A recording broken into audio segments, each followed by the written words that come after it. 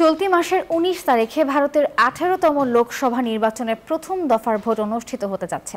তবে নির্বাচনের আগেই প্রার্থীদের নিয়ে বিস্ফোরক তথ্য প্রকাশ করেছে দেশটির নির্বাচন সংক্রান্ত তথ্য বিশ্লেষণকারী দুটি সংস্থা। তারা বলছে, প্রথম দফার নির্বাচনের প্রার্থীদের ১৬% বিরুদ্ধে ফৌজদারি মামলার অভিযোগ রয়েছে, যেখানে শীর্ষে বিজেপি।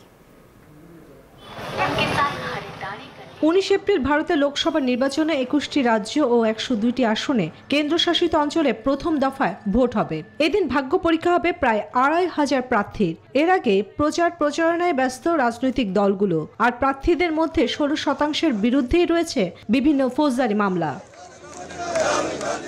প্রথম দফায় ভোটে ১৬২৫ জন প্রার্থীর মধ্যে ১৬১৮ জনের মনোনয়নের সঙ্গে জমা দিয়ে হলফনামা পরীক্ষা করে ন্যাশনাল ইলেকশন ওয়াচ এবং এডিআর সংস্থা। ৮ এপ্রিল সংস্থা দুটি প্রকাশিত রিপোর্ট বলছে, ২৫২ জনের মধ্যে ১৬১ জন অর্থাৎ মোট প্রার্থীর ১০%-এর বিরুদ্ধে রয়েছে গুরুতর অপরাধ সংক্রান্ত মামলা। এই ঈদে দেশ জুড়ে কেনাকাটার ফুর্তি হবে শুধু বিকাশে, সাথে ডিসকাউন্ট কুপন, ইনস্ট্যান্ট ক্যাশব্যাক।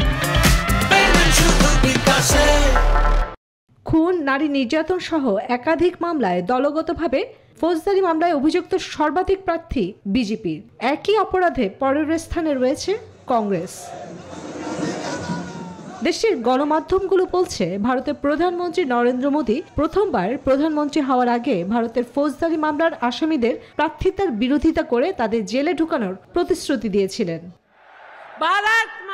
তবে বাস্তবতা বলছে ভিন্ন কথা। মোট টানা দুবার প্রধানমন্ত্রী থাকা সত্ত্বেও বিভিন্ন মামলায় আসামিরা এখন ভারতের আইন প্রণেতা হিসেবে প্রতিদ্বন্দ্বিতা করছেন এবং নির্বাচিতও হচ্ছেন, আর তোপের মুখে পড়ছেন বিরোধীরা।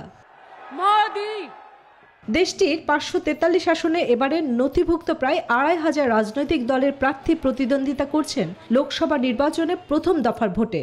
বিজেপির লক্ষ্য ৪০০ আসন, অন্যদিকে বিরোধীদের লক্ষ্য বিজেপিকে ক্ষমতাচ্যুত করা। চন্দ্রানী চন্দ্রা, নিউজ 24।